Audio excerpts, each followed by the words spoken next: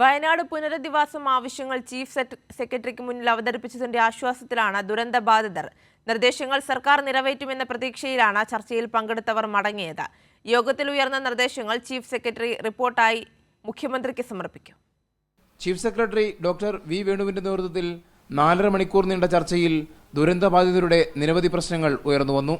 ശാശ്വത പുനരധിവാസം വേഗത്തിലാക്കണമെന്നായിരുന്നു പ്രധാന ആവശ്യം. ജീവനോപാധി ഉറപ്പാക്കണം, ബാങ്ക് വായ്പകൾ എഴുതിത്തള്ളണം തുടങ്ങിയ ആവശ്യങ്ങളും ദുരന്തബാധിതർ മുന്നോട്ട് വെച്ചു. വായ്പകൾ എഴുതിത്തള്ളാൻ കേരള ബാങ്ക് സ്വീകരിച്ച മാതൃക ദേശസാൽകൃത ബാങ്കുകൾ കൂടി നടപ്പാക്കണം. ഇതിന് കേന്ദ്ര സർക്കാർ ഇടപെടണമെന്നും ആവശ്യമുയർന്നു.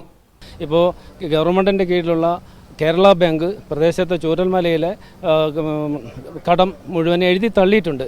എന്നാൽ നാഷണലൈസ്ഡ് ബാങ്ക് സ്റ്റേറ്റ് ഗവൺമെൻറ് അണ്ടറിലല്ലാത്തതുകൊണ്ട് തന്നെ അതിലെ കടമെടുത്തവരുടെ EMI ഇപ്പോഴും പിടിച്ചുകൊണ്ടിരിക്കുകയാണ്.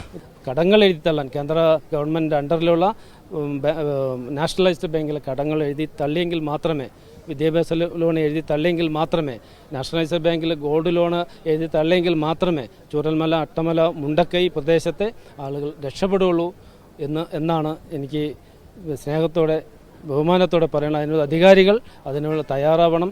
ചീഫ് സെക്രട്ടറിക്ക് മുന്നിൽ പ്രശ്നങ്ങൾ അവതരിപ്പിക്കാൻ അവസരം ലഭിച്ചതിന്റെ ആശ്വാസത്തിലാണ് ദുരന്തബാധിതർ. നിർദ്ദേശങ്ങൾ സർക്കാർ നിറവേറ്റും എന്ന പ്രതീക്ഷയും അവർ പങ്കുവച്ചു.